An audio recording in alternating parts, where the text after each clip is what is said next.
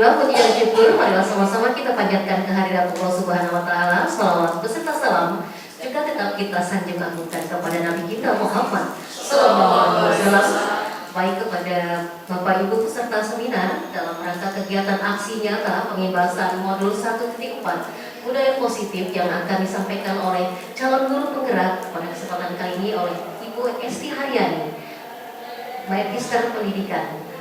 Salawat juga salam tetap kita dengarkan kepada Nabi Muhammad SAW. Baik, untuk membuka acara singkat pada hari ini, mari bersama-sama kita membuka lapas dan lapas basmalah. Selanjutnya sambutan kepada Bapak Supardi, Sarjana Pendidikan, kami persilakan. Bismillahirrahmanirrahim. Assalamualaikum warahmatullahi wabarakatuh. Waalaikumsalam. Alhamdulillahirabbil alamin. Puji syukur kita panjatkan kepada Allah Subhanahu wa Ta'ala. Salam dan salam mari kita sanjungkan kepada junjungan kita Nabi Muhammad SAW. Bapak Ibu calon guru penggerak angkatan ke-7 Kota Bandar Lampung dan Bapak Ibu guru yang lain peserta seminar aksi nyata pengibasan modul 1.4 budaya positif di sekolah. Bapak Ibu calon guru penggerak yang hormati bahwa aksi nyata budaya positif sekolah itu sangat perlu sekali kita budayakan di sekolah kita. Baik, berikut ini adalah pada Bapak.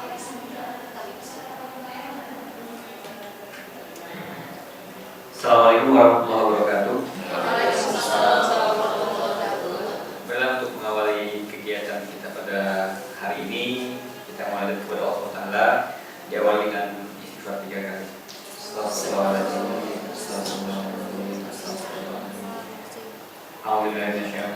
Bismillahirrahmanirrahim. Alhamdulillahirabbil hamdan syakirin hamdan na'im hamdan yu'ti ni'amahu wa yukafi'u al-midan. Ya Rabbana lakal hamdu kama yanbaghi li jalali karim wa li sultanik. Allahumma ighfir lana dzunubana wa li walidina warhamna kama rabbayana shaghira. Allahumma ighfir lana dzunubana wa li walidina warhamna kama rabbayana shaghira. Allahumma inna nas'aluka salamatan fid din wa fil jasadina wa ziyadatan fil ilmi wa barakatan fil rizqina wa taqabbal mautina wa rahmatina wa tawfiqna. Allahumma hawwin 'ala al-fisr wa man ajadana wa aqim lisan. Ya Allah, ya Tuhan kami, pada kesempatan hari ini kami melaksanakan kegiatan dalam rangka penerapan atau diseminasi kegiatan aksi nyata pengibasan budaya positif pada modul 1.4 bagi kami calon guru penggerak angkatan 7 Kota Bandar Lampung tahun 2023 ini.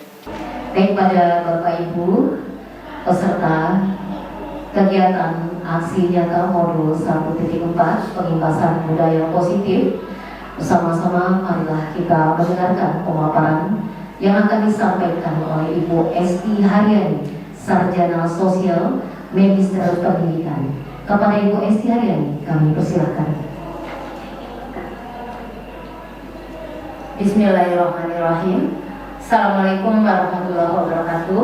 Waalaikumsalam warahmatullahi wabarakatuh. Terima kasih kepada Bu Erni selaku moderator yang telah memberikan waktu kepada saya. Kemudian salawat dan salam semoga senantiasa tercurah kepada suri tauladan kita Nabi Muhammad SAW. Tak lupa puji syukur senantiasa kita panjatkan kehadirat Allah Subhanahu wa Ta'ala. Tak lupa di sini saya juga mengucapkan terima kasih atas kehadiran rekan-rekan guru dalam rangka diseminasi kegiatan aksi nyata modul 1.4 pengibasan budaya positif di sekolah. Mudah-mudahan apa yang saya paparkan nanti akan memberikan manfaat kepada kita semua dan terutama kepada lembaga kita. Baik, selanjutnya akan saya paparkan materi yang sudah saya siapkan. Yang pertama, saya akan menyampaikan tentang tujuan pendidikan yang sudah disampaikan oleh Ki Hajar Dewantoro. Jadi menurut Ki Hajar Dewantoro, tujuan pendidikan adalah menuntun segala kodrat yang ada pada anak-anak agar mereka dapat mencapai keselamatan dan kebahagiaan yang setinggi-tingginya, baik sebagai manusia maupun sebagai anggota masyarakat. Oleh sebab itu, pendidik itu hanya dapat menuntun tumbuh atau hidupnya kekuatan kodrat yang ada pada anak-anak agar dapat memperbaiki lakunya, bukan dasarnya hidup dan tumbuhnya kekuatan kodrat anak. Bagaimana sebenarnya keterkaitan modul 1.1 sampai modul 1.4? Rekan-rekan di sini bisa melihat ya keterkaitan modul 1.1 sampai modul 1.4. Di modul 1.1 kita membahas tentang pendidikan yang berpihak kepada anak, kemudian dilanjutkan dengan bagaimana nilai dan peran guru penggerak.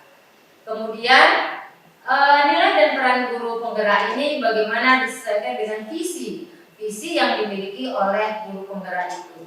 Nah, untuk mencapai visi guru penggerak itu tentunya kita harus menyiapkan atau menciptakan bagaimana budaya positif di sekolah yang akan nanti saya sampaikan. Nah, apa sih sebenarnya tujuan dari adanya budaya positif di sekolah itu? Tujuannya tak lain dan tak bukan adalah bagaimana untuk mewujudkan profil pelajar Pancasila sebagaimana yang kita cita-citakan. Ada di sini pertanyaan pemantik. Bapak, Ibu, atau rekan-rekan bisa menjawab setuju atau tidak setuju ya. Ada pertanyaan. Hukuman dapat mendisiplinkan anak. Setuju? Setuju.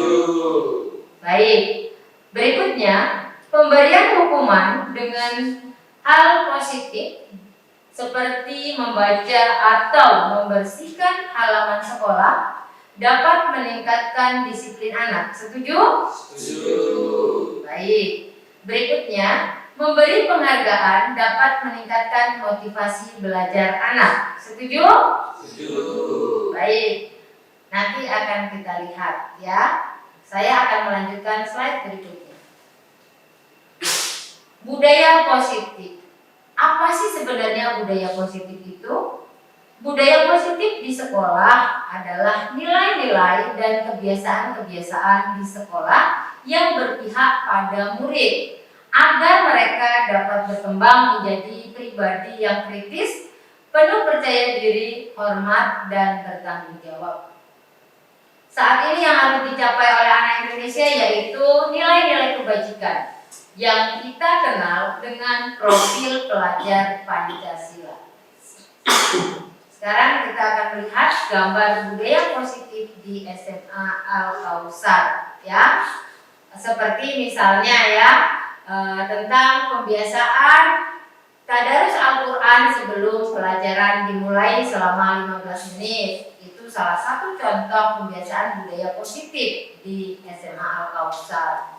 Kemudian di samping itu juga penggalangan tentang kegiatan Jumat Berkah di sekolah kita yaitu di SMA Al-Kautsar. Itu merupakan salah satu contoh-contoh budaya atau gambaran budaya positif di SMA Al-Kautsar. Bagaimana sih konsep budaya positif tersebut? Yang pertama disiplin positif ya. Kemudian ada teori motivasi, yang ketiga keyakinan kelas, yang keempat kebutuhan dasar manusia, yang kelima restitusi, yang keenam adalah restitusi yang ketiga. Sekarang permainan genggam tangan. Rekan-rekan bisa mempraktekkan ya. Di sini saya akan memandu. Anda dan teman Anda akan melakukan kegiatan. Cobalah buka. Anda adalah A.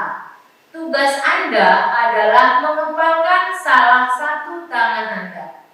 Coba Anda bayangkan bahwa Anda menyimpan sesuatu yang sangat berharga di dalam kepalan tangan Anda.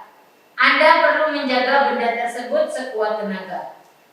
Sekuat tenaga Anda karena begitu pentingnya untuk kehidupan Anda. Tugas B, yaitu rekan Anda, adalah mencoba dengan segala cara untuk membuka kepalan tangan Anda. Teman Anda, B, boleh membujuk, menghardik, mengintimidasi, memarahi, menggoda, menggelitik, bahkan menawari Anda dengan iming-iming seperti uang agar Anda bersedia membuka kepalan tangan Anda. Nah, silakan nanti Anda mencoba permainan tersebut ya. Kira-kira Anda akan tetap menggenggam tangan atau membuka genggaman tangan Anda ya. Oke, selanjutnya tentang disiplin positif dan nilai-nilai kebajikan universal. Menurut Dr. William Glasser dalam kontrol teori bahwa upaya kontrol yang dilakukan adalah sebuah ilusi guru mengontrol murid. Semua penguatan positif, efektif dan bermanfaat, kritik dan membuat orang merasa bersalah, dapat menguatkan karakter dan orang dewasa memiliki hak untuk memaksa. Kemudian perubahan paradigma stimulus respon. Perubahan paradigma stimulus respon kepada pendekatan teori kontrol. Menurut pendekatan teori kontrol mengatakan bahwa semua perilaku memiliki tujuan. Hanya Anda atau diri Anda sendiri yang bisa mengontrol diri Anda. Di sini kita akan melihat stimulus respon dan teori kontrol. Menurut stimulus respon, realitas atau kebutuhan kita sama. Tetapi menurut teori kontrol, realitas atau kebutuhan kita itu sebenarnya berbeda. Stimulus respon yang kedua, semua orang melihat hal yang sama. Menurut teori kontrol, setiap orang memiliki gambaran berbeda. Yang ketiga, menurut stimulus respon, kita mencoba mengubah orang agar berpandangan sama dengan kita. Sedangkan menurut teori kontrol, kita berusaha memahami pandangan orang lain terhadap dunia. Yang keempat, perilaku buruk dilihat sebagai suatu kesalahan. Menurut teori kontrol, semua perilaku memiliki tujuan. Yang berikutnya, orang lain bisa mengontrol saya. Sedangkan menurut teori kontrol, hanya Anda yang bisa mengontrol diri Anda sendiri. Yang berikutnya, saya bisa mengontrol orang lain. Itu kata stimulus respon. Sedangkan menurut teori kontrol, Anda tidak bisa mengontrol orang lain. Berikutnya, menurut stimulus respon, pemaksaan ada pada bujukan gagal. Sedangkan menurut teori kontrol, kolaborasi dan konsensus menciptakan pilihan-pilihan baru. Kemudian yang terakhir menurut stimulus respon, model berpikir menang kalah. Sedangkan menurut teori kontrol, model berpikir itu adalah menang-menang.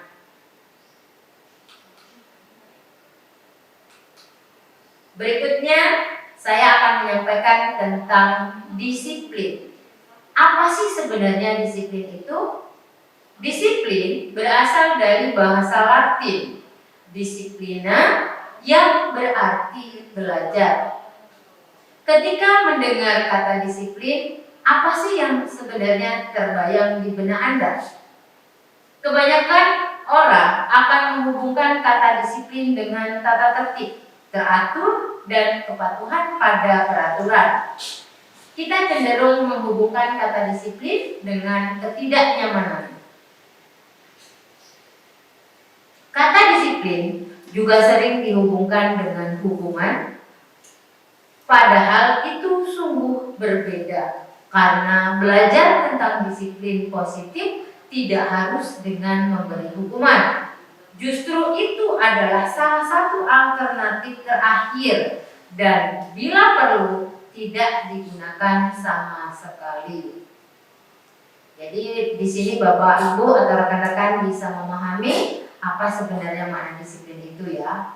Oke, berikutnya, disiplin merupakan kemampuan untuk memerintah diri sendiri dalam mengontrol dan menguasai diri untuk memilih tindakan yang mengacu pada nilai-nilai yang kita hargai dengan penuh tanggung jawab tanpa terperintah oleh orang lain. Nilai-nilai positif yang kita hargai adalah nilai-nilai kebajikan atau sifat positif manusia yang merupakan tujuan mulia yang ingin dicapai oleh setiap individu, yaitu nilai-nilai yang dianut dalam profil pelajar Pancasila, seperti religius, mandiri, dan lain-lain.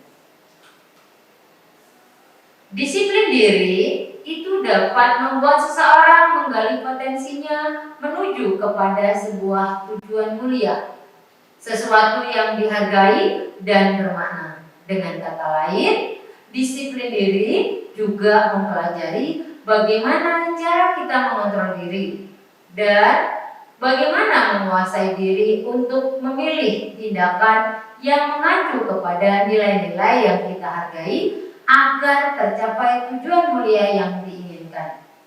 Sebagai seorang pendidik, tujuan kita adalah menciptakan anak-anak yang memiliki disiplin diri sehingga mereka bisa berperilaku dengan mengacu pada nilai-nilai kebajikan universal dan memiliki motivasi intrinsik, bukan motivasi ekstrinsik.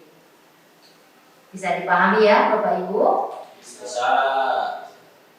Berikutnya, apa sih sebenarnya nilai-nilai kebajikan universal?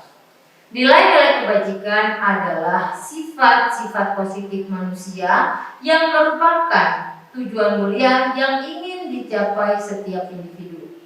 Nilai-nilai tersebut bersifat universal.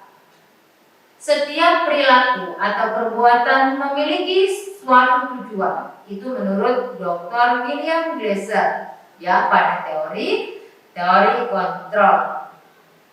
Kemudian dengan mengaitkan nilai-nilai kebajikan yang diyakini seseorang, maka motivasi intrinsiknya akan terbangun. Maaf ya agak susah tadi menyebutnya.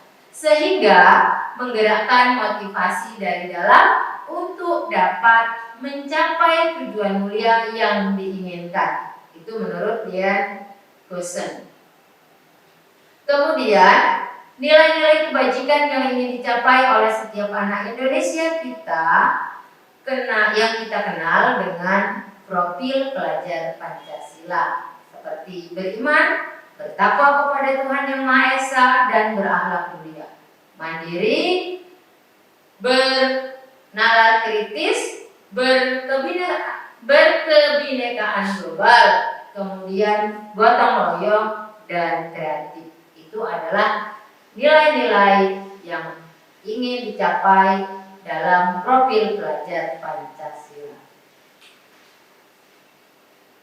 Nilai-nilai kebajikan ya, contoh profil pelajar Pancasila: beriman, bertakwa kepada Tuhan Yang Maha Esa, dan berakhlak mulia dan mandiri, bernalar kritis dan berkebinekaan global, bergotong royong, dan kreatif.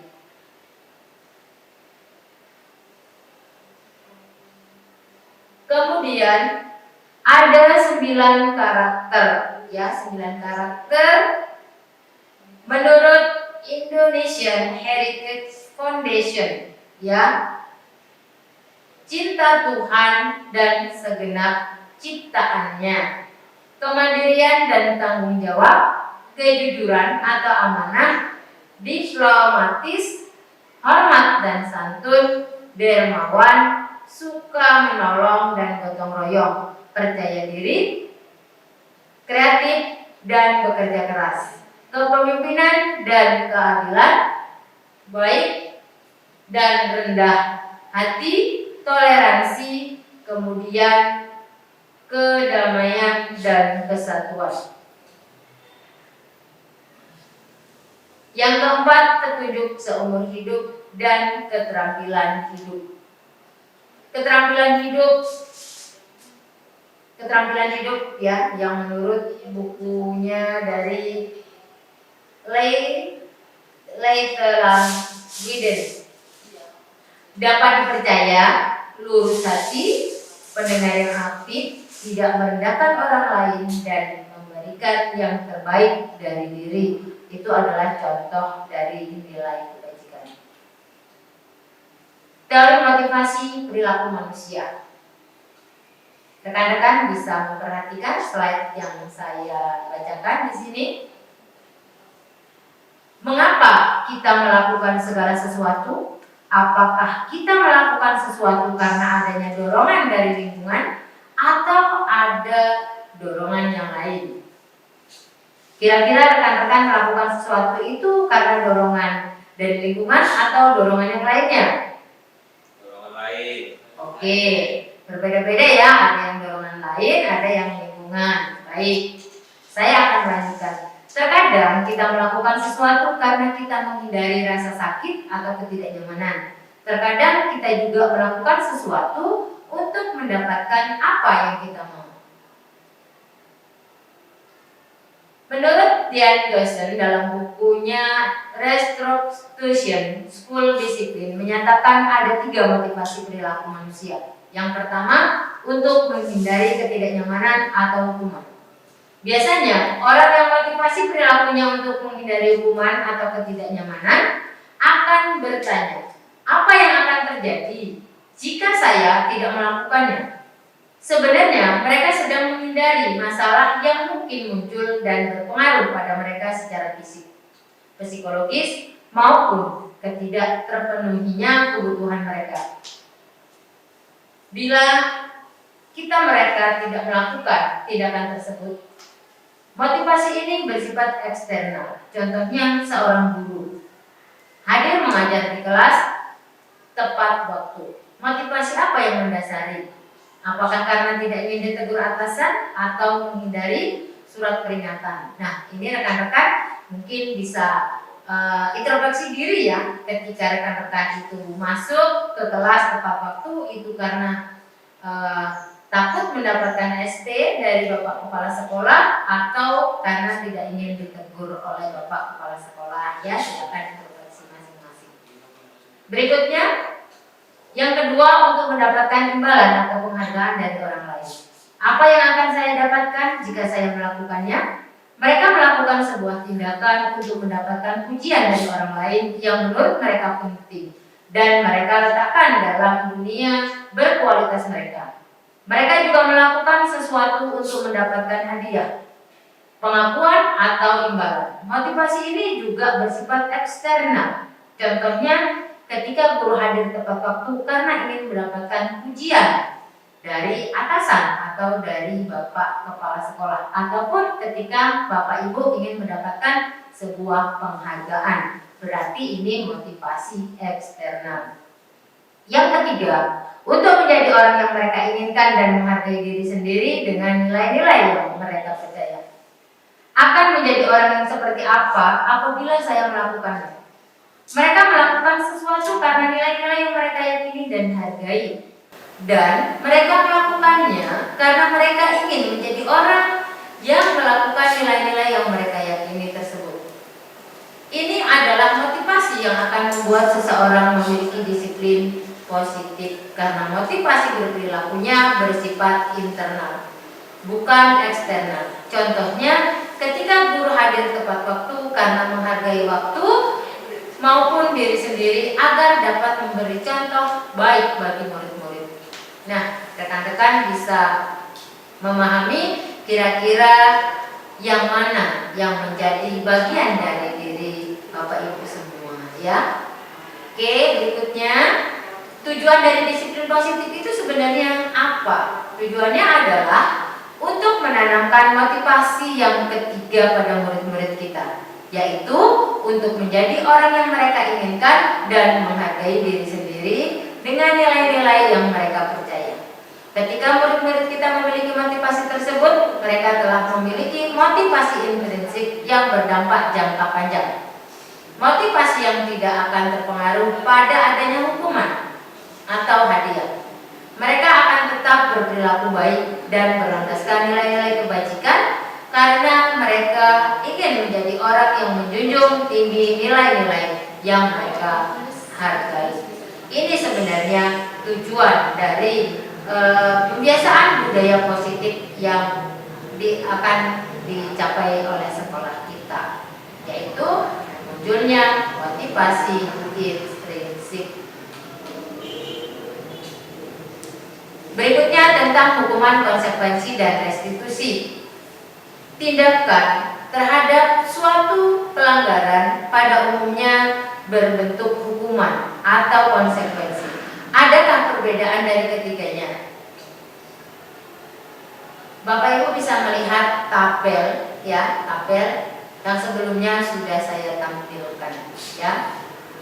Jadi kesimpulannya, hukuman bersifat tidak terencana atau tiba-tiba. Anak atau murid tidak tahu apa yang akan terjadi dan tidak dilibatkan.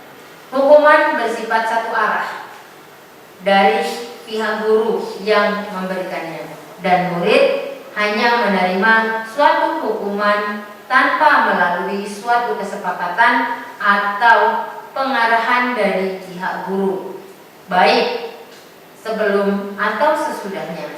Hukuman yang diberikan bisa berupa fisik maupun psikis. Murid atau anak disakiti oleh suatu perbuatan atau kata-kata. Konsekuensi sudah terencana atau sudah disepakati.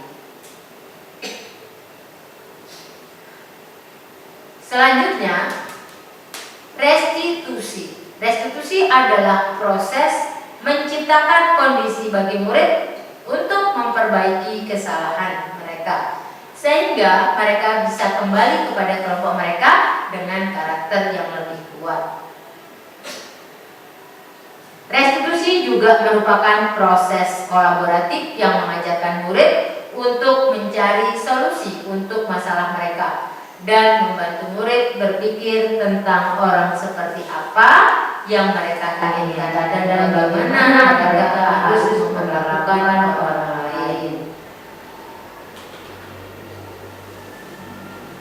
Di sini saya akan menyampaikan tentang dihukum oleh penghargaan, bahwa penghargaan berlaku sama dengan hukuman, dalam arti memanfaatkan atau membujuk seseorang melakukan sesuatu untuk memenuhi suatu tujuan tertentu dari orang yang meminta atau membujuk. Dorongannya eksternal dan akan ada faktor ketergantungan. Beberapa dampak dari pemberian penghargaan adalah sebagai berikut. Yang pertama, penghargaan itu bisa mematikan kreativitas. Penghargaan itu adalah menghukum. Kemudian penghargaan mengurangi ketepatan. Penghargaan tidak efektif dan penghargaan merusak hubungan. Rekan-rekan mungkin bisa menganalisa, ya, apakah yang disampaikan ini kelima-limanya betul, atau bagaimana nanti rekan-rekan akan bisa menganalisa dan memahaminya. Berikutnya, di sini kita akan melihat tindakan guru dan hukuman atau konsekuensi. Nanti rekan-rekan bisa melihat dan menyampaikan mungkin, ya. Yang pertama, kalau guru memberikan tindakan, mencatat 100 kali di dalam buku dengan kalimat "saya tidak akan terlambat lagi karena terlambat ke sekolah". Nah, itu hukuman atau konsekuensi? Hukuman. Baik, ya, itu hukuman. Kemudian lari mengelilingi lapangan basket karena terlambat hadir, itu hukuman atau konsekuensi? Hukuman. Baik. Kemudian murid diminta untuk push up, ya, 15 kali karena tidak menggunakan masker ke sekolah, itu hukuman? Hukuman. Oke, ya, mudah-mudahan tidak terjadi, ya, dan kita tidak pernah seperti itu. Kemudian menggantikan kertas tugas teman yang telah dicoret-coret. Seringkali kita melihat, ya, anak-anak kita melakukan seperti itu, kemudian kita memberikan tindakan dengan menggantikan kertas tugas teman yang telah dicoret-coret. Itu hukuman atau konsekuensi? Hukuman. Baik, ada yang menjawab hukuman, ada yang menjawab konsekuensi. Itu sebetulnya adalah konsekuensi. Yang berikutnya, membersihkan tumpahan air di meja tulis karena tersenggol pada saat belajar. Hukuman atau konsekuensi? Konsekuensi. Konsekuensi. Kemudian murid disuruh untuk tidak mengenakan sepatu sehari di sekolah karena tidak mengenakan sepatu hitam. Seringkali ini kita melihat ya anak-anak kita seperti ini. Nah, menurut Bapak Ibu ini hukuman atau konsekuensi? Hukuman ya. Yang terakhir ya, tanda terakhir, lari mengelilingi lapangan basket karena terlambat 10 menit saat pelajaran olahraga. Itu konsekuensi atau hukuman? Konsekuensi. Oke ya. Sekarang saya akan melanjutkan slide berikutnya. Apa sih sebenarnya perbedaan hukuman dan konsekuensi? Hukuman adalah sesuatu yang menyakitkan, harus terjadi. Konsekuensi sesuatu harus terjadi. Kemudian membuat anak sakit, bisa sakit fisik maupun sakit hati untuk jangka waktu yang lama. Sedangkan konsekuensi itu membuat anak merasa tidak nyaman dalam jangka waktu pendek, jadi tidak panjang ya dampaknya. Kemudian anak membenci kedisiplinan, itu hukuman. Konsekuensi, anak akan menghargai disiplin. Kemudian paksaan, itu dalam hukuman. Sedangkan konsekuensi, stimulus tanggapan. Kemudian dalam hukuman mendorong anak menyakiti diri sendiri, sedangkan dalam konsekuensi mendorong anak agar mudah menyesuaikan diri. Perbedaan berikutnya, konsep diri yang buruk itu hukuman, sedangkan konsekuensi itu adalah konsep diri yang baik. Kemudian pada hukuman anak belajar untuk menyembunyikan kesalahan, sedangkan pada konsekuensi anak belajar untuk mematuhi peraturan. Terakhir, marah, rasa bersalah, dipermalukan, itu merasa tidak dihargai. Sedangkan dalam konsekuensi, kehilangan hak, dibuat tidak nyaman, diasingkan untuk sementara. Ya, di situ Bapak Ibu rekan-rekan bisa memahami perbedaan antara hukuman dan konsekuensi. Selanjutnya, restitusi. Apa sih sebenarnya restitusi itu? Selama ini kita cenderung bila ada yang berlaku salah pada kita adalah langsung memaafkan, atau bahkan kita melakukan sesuatu yang membuat mereka nyaman atau merasa bersalah, yang membuat mereka tidak nyaman maksudnya, atau merasa bersalah. Bagaimana sebaiknya respon kita bila ada murid kita melakukan kesalahan? Mari kita pahami apa itu restitusi. Restitusi adalah proses menciptakan kondisi bagi murid untuk memperbaiki kesalahan mereka, sehingga mereka bisa kembali pada kelompok mereka dengan karakter yang lebih kuat. Restitusi juga merupakan proses kolaboratif yang mengajarkan murid untuk mencari solusi untuk masalah mereka dan membantu murid berpikir tentang orang seperti apa yang mereka ingin menjadi atau tujuan mulia dan bagaimana mereka harus memperlakukan orang lain. Itulah yang dimaksud dengan restitusi. Berikutnya tentang keyakinan kelas. Mengapa kita memiliki peraturan harus menggunakan helm bila mengendarai kendaraan roda 2? Mengapa kita memiliki peraturan 3M, menggunakan masker, mencuci tangan, dan menjaga jarak 1,5 meter? Mengapa kita memiliki peraturan harus datang tepat waktu pada saat hadir di kelas? Murid perlu mendengarkan dan memahami arti sesungguhnya tentang peraturan-peraturan yang diberikan. Apa nilai-nilai kebajikan di balik peraturan tersebut? Apa tujuan utamanya? Dan menjadi tidak tertarik atau takut sehingga hanya sekedar mengikuti serangkaian peraturan yang mengatur mereka tanpa memahami tujuan mulianya. Untuk mendukung motivasi intrinsik, kembali ke nilai-nilai atau keyakinan-keyakinan lebih menggerakkan seseorang dibandingkan mengikuti serangkaian peraturan-peraturan. Di sini rekan-rekan bisa melihat ya kaitannya antara ya ada lingkaran di sini, ada budaya positif, ada lingkungan positif, ada keyakinan kelas dan ada peraturan kelas.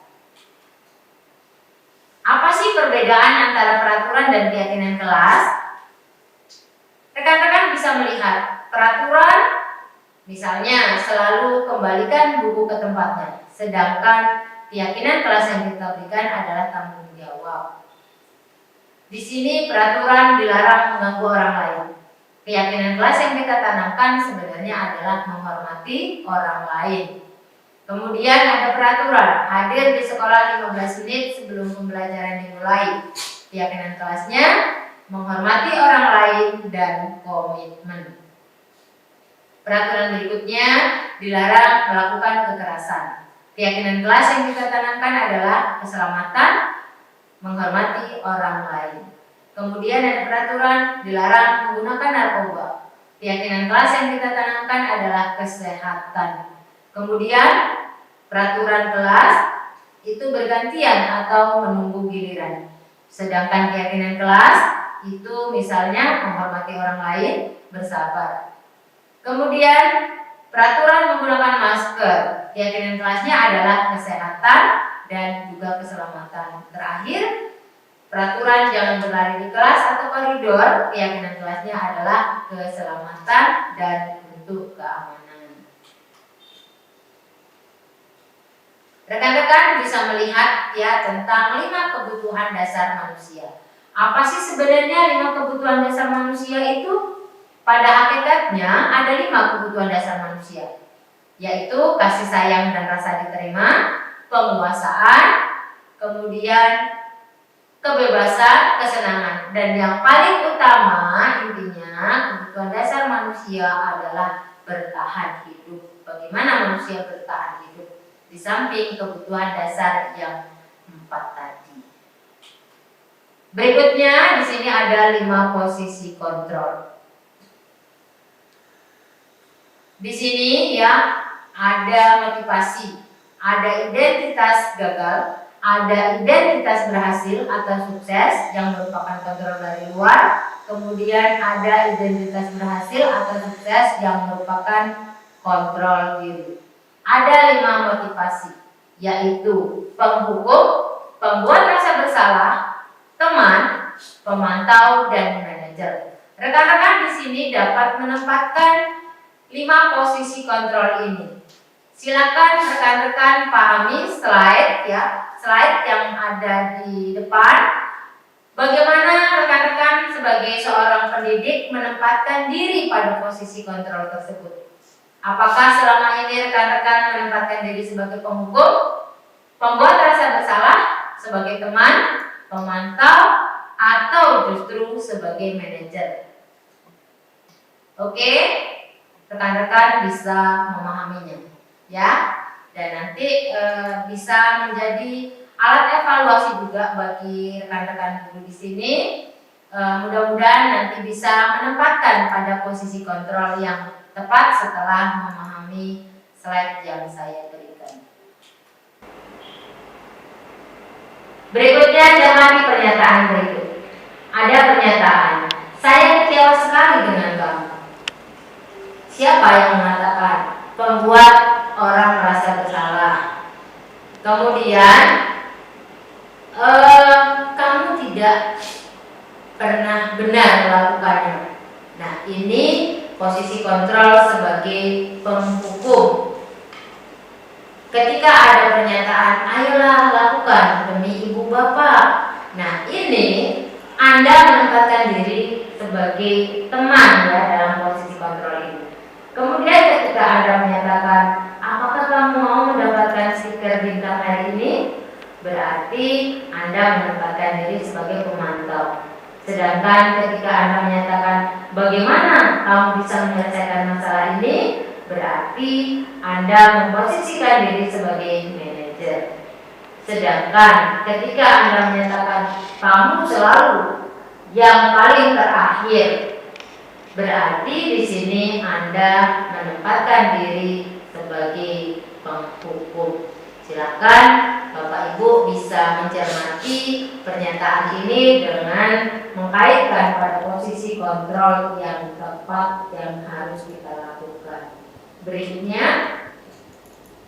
segitiga restitusi. Segitiga restitusi. Di sini menurut segitiga restitusi ada 3 hal. Yang pertama, menanyakan tentang keyakinan, kemudian validasi kebutuhan, kemudian menstabilkan identitas, ya, itu segitiga restitusi. Kemudian menstabilkan identitas. Seperti apa sih sebenarnya menstabilkan identitas itu? Untuk membuat anak yang merasa gagal karena berbuat salah menjadi positif terhadap dirinya. Berbuat salah itu hal yang manusiawi karena pada hakikatnya tidak ada manusia yang sempurna. Kemudian kalau kamu menyalahkan dirimu sendiri terus-menerus, apakah kamu bersikap baik pada dirimu sendiri? Itu adalah contoh menstabilkan identitas. Membantu murid mengenali atau basic need tentang kebutuhan dasar yang ingin dipenuhinya ketika melakukan kesalahan itu. Ketika guru berkata, kamu bisa saja kan melakukan hal yang lebih buruk, tapi kamu tidak melakukannya kan? Kamu pasti punya alasan kenapa kamu melakukannya. Apa yang penting bagi kamu? Nah, itu adalah contoh atau pernyataan membantu murid mengenali kebutuhan dasarnya. Pada dasarnya setiap tindakan manusia tujuannya adalah memenuhi kebutuhan dasar. Apakah itu penguasaan, kebebasan, kasih sayang, dan rasa diterima, kesenangan, atau bertahan hidup.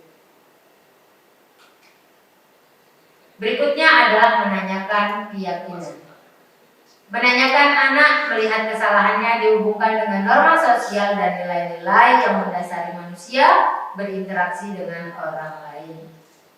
Misalnya guru berkata, apa nilai yang kita percaya di kelas atau sekolah kita? Seperti itu adalah salah satu hal yang dilakukan guru untuk menanyakan keyakinan. Di sekolah kita ada aturan-aturan dan mungkin itu yang diyakini oleh anak-anak kita. Berikutnya, apakah kamu ingin berbuat lebih baik? Ya, itu pertanyaan dari kita sebagai seorang pendidik. Apakah saat ini kamu sedang menjadi orang yang sedang kamu inginkan? Apakah kamu bisa mengubah kegiatan atau perilaku kamu saat ini menjadi apa yang lebih membantu? Nah, itu adalah contoh-contoh pertanyaan untuk keyakinan. Baik, untuk lebih memahami Bapak Ibu atau rekan-rekan, di sini saya akan menayangkan tentang contoh ya, tentang keyakinan kelas ya, berupa video yang sudah saya buat penerapannya di sekolah kita, yaitu di SMA Al-Kautsar ya. Ini adalah video keyakinan kelas yang sudah saya buat dan saya terapkan di kelas. Assalamualaikum. Waalaikumsalam. Selamat pagi anak-anak. Mari Bu.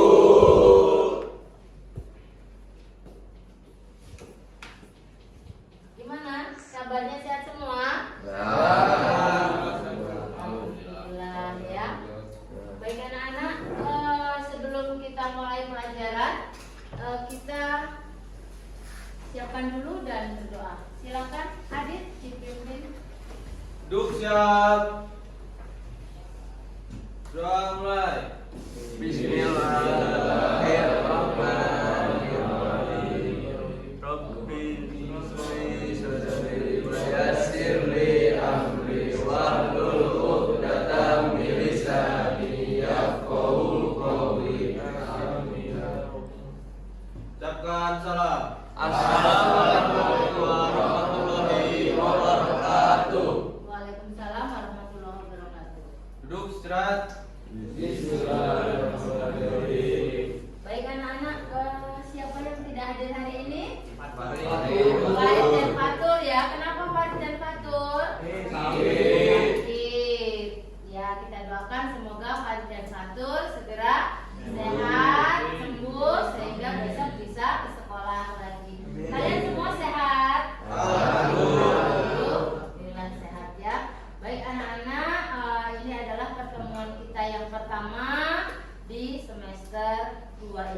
ya. Nah, sebelum Ibu menyampaikan apa saja materi yang akan kita pelajari di semester ini, terlebih dahulu kita akan membuat sebuah kesepakatan kelas ya, supaya apa? Agar kita nanti sama-sama enak belajarnya. Paham ya? Baik, sekarang kita buat dulu kesepakatan kelas. Nah, Ibu minta tolong, coba Janito, tolong ditulis dulu apa yang menjadi kesepakatan kelas kita. Oke. Ya, oke, siap ya? Jadi ini harus kita sepakati ya, kita sepakati bersama. Ini menjadi kesepakatan kelas dan ini nanti akan menjadi sebuah keyakinan kelas ya, sehingga nanti ini akan ditaati oleh kita semua. Coba menurut kalian apa yang pertama? Ya, apa ini teman-teman? Apa? Saya bisa saran Bu. Ya, Adit. Kita semua jaga kebersihan kelas dan buang sampah di lantai gitu. Oke, satu, tolong sepakat ya menjaga kebersihan kelas ya. Satu. Oke, satu, menjaga kebersihan kelas. Memang kelas harus bersih. Terus, yang kedua, ya siapa yang punya ide? Apa yang misalnya kemarin itu gimana, sekarang harus gimana? Saya Bu, Ya, ini Bu, bagaimana kalau kita sesekali belajar di luar Bu biar nggak bosan di dalam kelas terus? oke, sesekali belajar di luar ya, biar tidak bosan. Menurut Ibu juga bisa materi kita di semester ini juga apa namanya itu lebih banyak penalaran. Gimana yang lain? Setuju. Ya, sesekali belajar di luar kelas. Boleh. Spidolnya ada yang lain? Coba. Sesekali belajar di luar kelas ya atau outdoor. Boleh. Terus? Ya, Brian? Sekali adain ice breaking Bu biar gak ngantuk. Oh iya, ada ice breaking supaya tidak ngantuk. Sepakat gak ya? Oke ya, supaya nggak ngantuk kalau pas jam siang kita adakan ice breaking. Boleh, adakan ice breaking. Breaking ya Bu. Ya, ice breaking. Luar biasa kalian ini ya. Terus, apa lagi? Boleh makan? Tidak ya. Ya. Boleh tidur? Ya. Saat jam pelajaran tidak boleh tidur. Sepakat, tidak boleh tidur saat Tidak jam. boleh makan dan tidur. Tidak boleh makan Dan tidur. dan tidur saat jam pelajaran. Terus apa lagi? Supaya kita nyaman belajarnya. Ibu, Ya, tidak boleh mengobrol saat dijelaskan. ya, tidak boleh mengobrol. Gimana menurut kalian? Aku setuju. Bagus ya, setuju. Tidak boleh mengobrol saat guru menjelaskan. Ya, tidak boleh mengobrol. Tidak boleh mengobrol saat guru menjelaskan. Ada 5 kesepakatan. Perlu ditambah ya. Tugas gimana? Dikumpul tepat waktu? Ya. Setuju ya? Setuju. Ya, oke. Terakhir, tugas dikumpul tepat waktu. Ya. Oh iya, ada satu yang terlupakan. Kan kita sering diskusi. Nah, saat diskusi ini gimana? Harus saling menghargai? Ya. Artinya ketika satu berbicara, yang lain mendengarkan dan menghargai pendapat orang lain. Ya, saling menghargai saat diskusi. Ya, kita tuangkan di situ. Saling menghargai saat berdiskusi. Saling menghargai pendapat ya maksudnya. Saling menghargai pendapat. Dah, segitu aja. Oke. Cukup ini, ada yang mau ditambahkan? Cukup. Cukup ya. Oke, baik. Si Janito silakan duduk. Makasih Janito. Ya. Jadi ini ada 7 kesepakatan kelas atau keyakinan kelas ya. Ini akan menjadi sebuah keyakinan kelas yang kita sepakati bersama ya. Jadi kalau pelajaran ibu, ya ibu harap pelajaran lain juga harus menjaga kebersihan kelas. Kemudian idenya tadi sesekali kita belajar outdoor, boleh ya. Nanti di KD yang kedua itu boleh kita belajar outdoor. Kemudian ada ice breaking Bu, supaya tidak ngantuk, nggak apa-apa ya, nggak apa-apa kita adakan ice breaking. Kemudian tidak boleh makan atau tidur saat jam pelajaran supaya kalian fokus ya. Kemudian tidak boleh ngobrol saat guru menjelaskan, artinya kita di sini saling menghargai ya. Kalau ibu kasih kesempatan kalian bicara, kalian bicara. Kalau ibu sedang berbicara, kalian tidak boleh ngobrol. Kemudian tugas dikumpul tepat waktu, ada deadline-nya ya. Kalau kalian terlambat berarti ada konsekuensinya ya dari keterlambatan kalian. Kemudian yang terakhir, saling menghargai pendapat teman ya saat berdiskusi. Inilah kesepakatan kelas yang kita buat dan ini menjadi sebuah keyakinan kelas kita di kelas 12 IPS 1. Paham ya Nek ya? Baik, kalau seperti itu kita akan belajar tentang KD yang pertama. Kemudian video berikutnya adalah bagaimana saya mencoba menerapkan tentang segitiga restitusi di SMA Al-Kausar. Silakan Bapak Ibu bisa menyimak dan mendengarkan dan melihat video yang sudah saya tayangkan. Ya, jadi unsur-unsur komunitas itu ada 3 ya. Nah, seperasaan, sepenanggungan dan saling memerlukan. Seperasaan itu maksudnya gimana? Silakan masuk. Waalaikumsalam.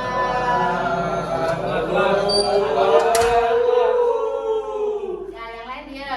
Topik. Kok kamu baru berangkat, baru sampai sekolah, kenapa nak? Tadi ban motor saya pecah, Bu. Ban motornya pecah. Jadi kamu terlambat.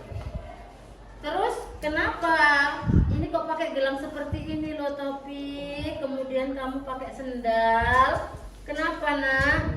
Saya kemarin jebol, Bu. Sepatunya jebol. Kemudian ini pakai gelang seperti ini, ya. Oke, Pik, coba. Kamu kalau ban motornya itu pecah, kan kamu bisa solusi gimana? Naik Gojek, Bu. Bisa naik Gojek, kemudian motornya didorong kemana? Ke bengkel. Ke bengkel ya. Jangan ditungguin sampai selesai. Kamu udah nelpon Miss Devi belum? Belum. Jadi besok lagi kalau terlambat kamu telepon Miss Devi karena Miss Devi wali kelas ya. Jadi hubungi Miss Devi. Terus ini Pik, coba di aturan sekolah ada nggak pakai gelang seperti ini nak? Kenapa ini? Boleh ibu ambil? Boleh. Ini disimpan. Jadi kalau sekolah tidak boleh pakai ini ya nak ya.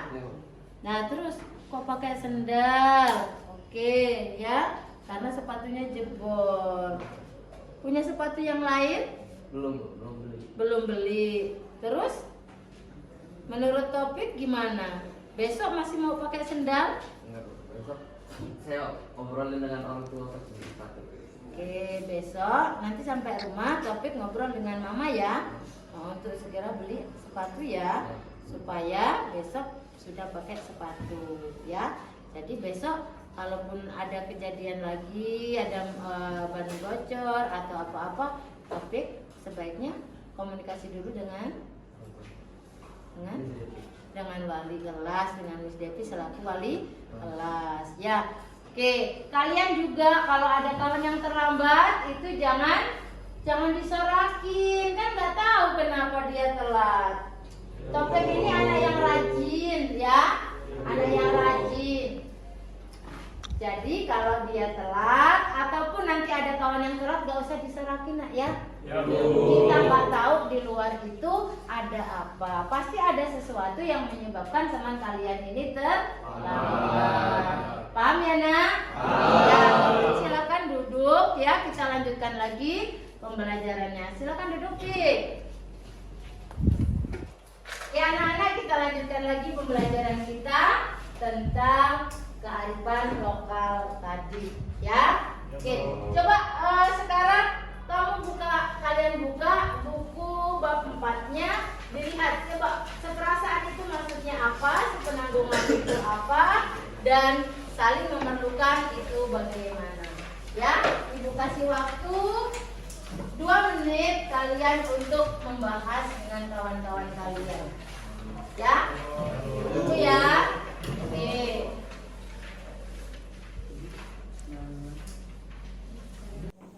Assalamualaikum warahmatullahi wabarakatuh. Nama saya Muhammad Aditya Ramanda dari kelas 12 PS1. Setelah saya mendapatkan segitiga restitusi yang diberikan oleh Bu Esti, saya merasa nyaman dan mendapatkan solusi dari segala permasalahan yang saya hadapi. Terima kasih Bu Esti. Demikian pemaparan materi tentang pembebasan budaya positif di sekolah. Mudah-mudahan bermanfaat untuk kita semua dan terutama untuk kemajuan sekolah kita. Jika ada hal yang kurang atau kurang berkenan, saya mohon maaf yang sebesar-besarnya. Terima kasih. Saya akhiri, wabillahi taufiq wal hidayah. Wassalamualaikum warahmatullahi wabarakatuh. Waalaikumsalam. Ya, demikian sudah sama-sama kita dengarkan tadi pemaparan pembebasan kegiatan aksi nyata modul 1.4 budaya positif di sekolah. Semoga bermanfaat bagi kita. Selaku moderator, mohon maaf kalau ada yang tidak berkenan dan mohon ampun kepada Allah Subhanahu wa taala. Ucapkan terima kasih sekali lagi kepada Ibu Esti Haryani, Sarjana Sosial Medis dan Pendidikan. Saya akhiri, wabillahi taufiq wal hidayah. Wassalamualaikum warahmatullahi wabarakatuh.